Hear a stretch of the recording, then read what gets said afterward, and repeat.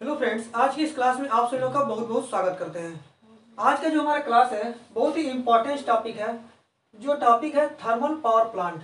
आज की इस क्लास में हम कवर करेंगे कि जो थर्मल पावर प्लांट होता है इसके कौन कौन से जो इम्पोर्टेंस एलिमेंट्स होते हैं वह कौन कौन से होते हैं, और थर्मल पावर प्लांट्स में जो बिजली उत्पादन किया जाता है वह कैसे उत्पादन किया जाता है। पूरे साइकिल को आज हम आपको वन बाई वन करके समझाने वाले हैं। तो आप लोग इस वीडियो में अंत तक बने रहिएगा। वीडियो अच्छा लगा तो चैनल पर यदि पहली बार आए हो चैनल को सब्सक्राइब करिएगा, और सब्सक्राइब कर चुके हैं तो वीडियो को लाइक करिएगा। चलिए चलते हैं अपने टॉपिक की तरफ। हमारा टॉपिक है थर्मल पावर प्लांट। इस टॉपिक में हम डिस्कस करेंगे कि स्टार्टिंग से लेकर के और जो बिजली का उत्पादन होता है, जो हमारे घरों में बिजली पहुंचता है, तो सारा प्रोसेस कैसे होता है। तो आप यहाँ पर देख सकते हैं एक लेआउट बनाया गया है जो थर्मल पावर प्लांट का लेआउट है।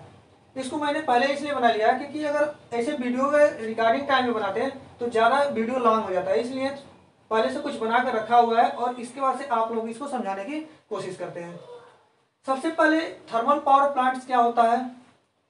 थर्मल पावर प्लांट का जो काम होता है मेन, वो बिजली उत्पादन का काम होता है। और बिजली का उत्पादन जो है अलग अलग तरीके से आज के टाइम में हो रहा है। थर्मल पावर प्लांट के थ्रू हो रहा है, न्यूक्लियर पावर प्लांट के थ्रू हो रहा है, सोलर प्लांट भी बिजली उत्पादन के लिए लगाए जा रहे हैं।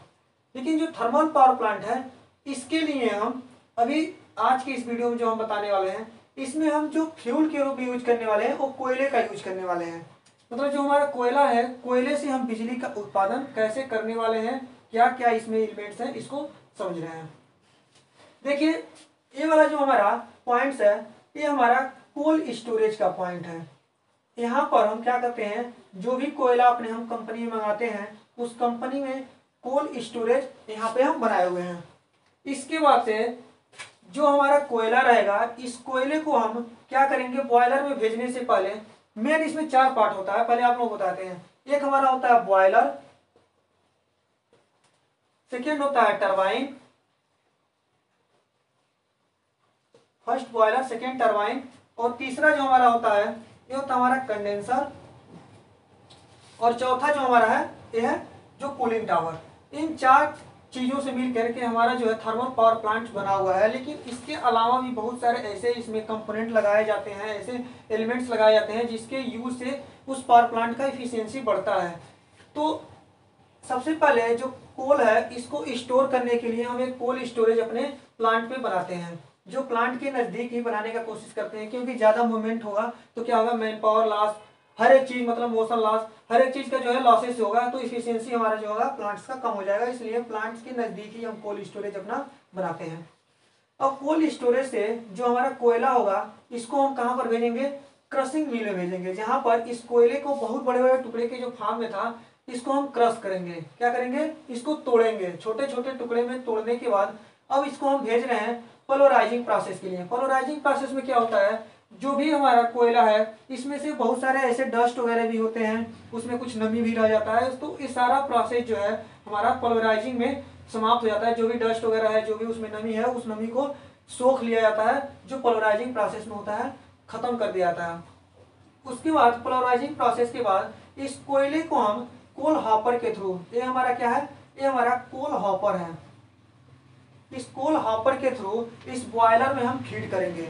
जहां पर भी फर्नेस रहेगा इस बॉयलर के अंदर, कोल हॉपर के थ्रू इस बॉयलर के अंदर हम कोल को फीड करेंगे, और उस कोल जहां पर जलेगा उसके नीचे हम फैन लगा देते हैं। यहाँ से क्या करेंगे, हम एयर देंगे।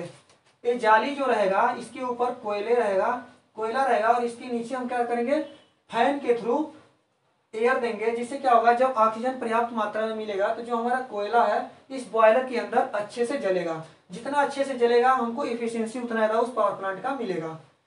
अब क्या होता है, जो कोयला जलेगा इसमें से राख निकलेगा, इस राख को हम एस्पिड के रास्ते, ये हमारा बॉयलर के नीचे एस्पिड लगा होता है, यहाँ पर इकट्ठा करते हैं, और एस्पिड को क्या होगा, जो राख है इसको हम एस्पिड स्टोरेज में भेज देते हैं। क्या करते हैं, ये हमारा है एस्पिड स्टोरेज। एस्पिड स्टोरेज जो भी हमारा राख रहेगा इस पॉइंट पे हम इकट्ठा कर लेंगे, क्योंकि किसी भी कंपनी का अपना मेन मोटो होता है, जो भी उसमें छोटा से छोटा जो चीज है जो अपना रिजेक्शन के रूप में जा रहा है उसको भी यूज करना। क्या करते हैं, रिसाइकिल करने से हमारे कंपनी का जो है इफिशियंसी बढ़ता है। इसलिए इस एस्पिड का भी काम होगा, जिसको हम एसपी स्टोरेज में इकट्ठा कर लेंगे, उसे जहां पर भी जहां पर मार्केट में जरूरत रहेगा, जिसको रिक्वायरमेंट रहेगा, इस एसपी को वो खरीदता है। अब क्या होगा, हमारा बॉयलर में गया, इस बॉयलर में क्या किया जा रहा है, ये हमारा एक साइकिल हो गया। अब हम आपको समझाते हैं बॉयलर तक का प्रोसेस कैसे इस साइकिल से कैसे बढ़ रहा है। यहां से देखिए फ्रेंड्स, ये हमारा कूलिंग टावर है, ये हमारा फर्स्ट साइकिल हुआ अभी। अब सेकेंड साइकिल हमारा है, एक कूलिंग टावर है, इसमें बहुत सारे जो है, सॉरी कूलिंग टावर से नहीं, यहाँ से स्टार्ट करते हैं। ये हमारा वाटर रिजर्वायर है, यहाँ पर हम वाटर को इकट्ठा करके रखे हुए हैं। इस वाटर को फीड पंप की हेल्प से हम इकोनोमाइजर के थ्रू बॉयलर के अंदर भेजते हैं। इकोनोमाइजर का काम क्या होता है, इकोनोमाइजर का जो काम है, जो भी हमारा इस बॉयलर से हॉट गैसेज जो वेस्ट निकल रही हैं, उसको हॉट गैसेस के एनर्जी को, हॉट मतलब जो भी उसमें गर्मी है, उसको हम इकोनोमाइजर के थ्रू जो हम फीड वाटर पंप, इसमें फीड वाटर भेज रहे हैं, इसको हम इकोनोमाइजर के थ्रू फीड वाटर को बॉयलर में भेजने से पहले गर्म करते हैं। क्योंकि अगर बॉयलर में जो हम अगर इकोनोमाइजर नहीं यूज करेंगे, तो जो भी हमारे यहाँ से फीड वाटर जा रहा है, इसका टेम्परेचर मान लीजिए ऐसे यदि 25 डिग्री सेल्सियस रहेगा, तो हमारा 100 डिग्री सेल्सियस या जो भी हमको सुपर हीटेड स्टीम कन्वर्ट करना है, उसमें कन्वर्ट होने में ज़्यादा टाइम लगेगा। यदि हम इकोनोमाइजर का यूज करते हैं, तो 25 डिग्री सेल्सियस से लगभग 60 से 70 डिग्री सेल्सियस तक हमारा टेम्परेचर वाटर का इकोनोमाइजर में ही गेन हो जाता है। तो इसलिए कम टाइम लगता है बॉयलर के अंदर पानी को स्टीम में कन्वर्ट करने के लिए। तो इकोनोमाइजर का काम जो होता है, इफिशियंसी बढ़ाने के लिए यूज किया जाता है। अब बॉयलर में हमारा यहाँ से फीड वाटर पंप के थ्रू पानी गया, जो इकोनोमाइजर में गया, इसका टेम्परेचर कुछ इंक्रीज हो गया। इस बॉयलर के अंदर हम क्या करेंगे, स्टीम जनरेशन का काम करेंगे। अब जो हमको बॉयलर्स के अंदर हमको स्टीम मिलता है, ये स्टीम जो होता है, इसको हम डायरेक्ट टरबाइन में नहीं भेज सकते हैं, क्योंकि जो हमारा स्टीम है, ये अभी हमारा सुपर हीटेड स्टीम नहीं है। इसमें क्या है, ये वेट स्टीम है, इसमें पानी के कुछ पार्टिकल्स अवेलेबल होते हैं। यदि हम ऐसे डायरेक्ट टरबाइन पे भेज देंगे, तो टरबाइन के जो ब्लेड्स हैं उस पर क्या आ जाएंगे, ऐसे रस्ट वगैरह आएगा, टरबाइन का ब्लेड जल्दी जो है वो खराब हो जाएगा।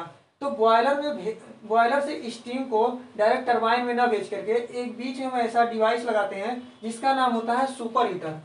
इस सुपर हीटर का काम होता है, जो हमको बॉयलर के थ्रू वेट स्टीम मिला हुआ है, इसमें जो पानी के पार्टिकल अवेलेबल हैं, उस पानी के पार्टिकल को ड्राई करना काम होता है सुपर हीटर का। जो भी पानी के पार्टिकल स्टीम में रहेंगे, यहाँ से हमको क्या मिला, यहाँ से वेट स्टीम मिला हमको बॉयलर से।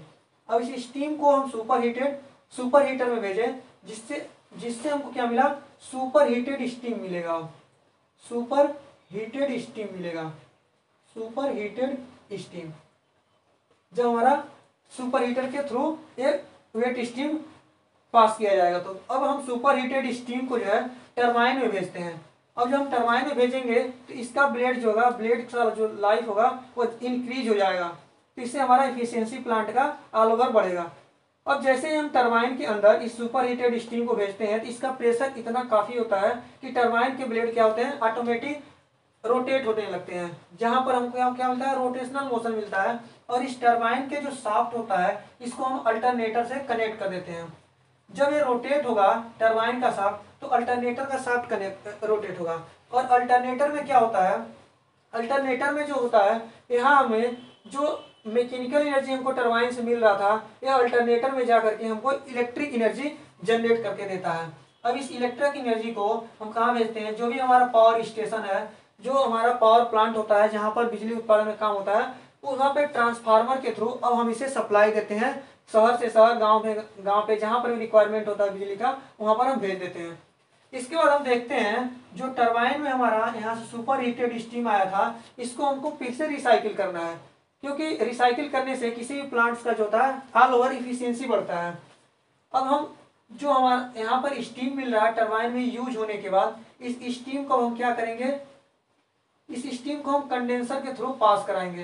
ये हमारा कंडेंसर होता है। कंडेंसर का काम क्या होता है, कंडेंसर का काम होता है कि इस स्टीम को फिर से क्या करना था, पानी के रूप में कन्वर्ट करना होता है। अब ये पानी के रूप में कैसे कन्वर्ट होगा, तो कंडेंसर में आप देख सकते हैं, यहाँ पर कूलिंग टावर लगा हुआ है, जिससे जो है कोल्ड वाटर इस कंडेंसर के थ्रू पास कराया जा रहा है। इस कंडेंसर के रास्ते आप देख सकते हैं, यहाँ से कोल्ड वाटर ऐसे ऐसे जा रहा है, फिर से यह कूलिंग टावर में ही कुछ हॉट होकर के, यहाँ से हॉट वाटर इसको बोल सकते हैं, ये हमारा कोल्ड वाटर होगा। कोल्ड वाटर कंडेंसर में पास कराए और ये हॉट होकर के फिर से कूलिंग टावर में आ गया।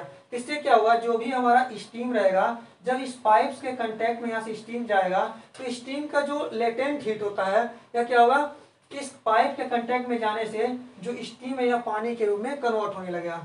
अब हम जो हमारा स्टीम है या पानी के रूप में कन्वर्ट हो गया, इकट्ठा हो गया यहाँ पे, और इस हम पानी को फिर से क्या करेंगे, इस फीड वाटर पंप के थ्रू पुनः हम बॉयलर में भेज देंगे। जो भी हमारा स्टीम और पानी का यहाँ से पार्टिकल मिला था, इस पानी को फीड वाटर पंप के थ्रू हम बॉयलर में भेज रहे हैं, तो क्या 100% हमारा रिक्वायरमेंट नहीं पूरा हो पा रहा है। तो इस रिक्वायरमेंट को पूरा करने के लिए वाटर रिजर्वायर से जो भी हमारे रिक्वायरमेंट में पानी की कमी होगा उसको हम वाटर रिजर्वायर के थ्रू फीड वाटर पंप से बॉयलर में फिर से भेजने का काम करते हैं। तो इस तरह से हमारा थर्मल पावर प्लांट्स का पूरा साइकिल कंप्लीट होता है और एक पूरा पावर प्लांट से हमको बिजली का जो है उत्पादन मिलता है। एक सबसे इंपॉर्टेंट क्वेश्चन होता है कि जो थर्मल पावर प्लांट होता है यह कौन से साइकिल पे काम करता है।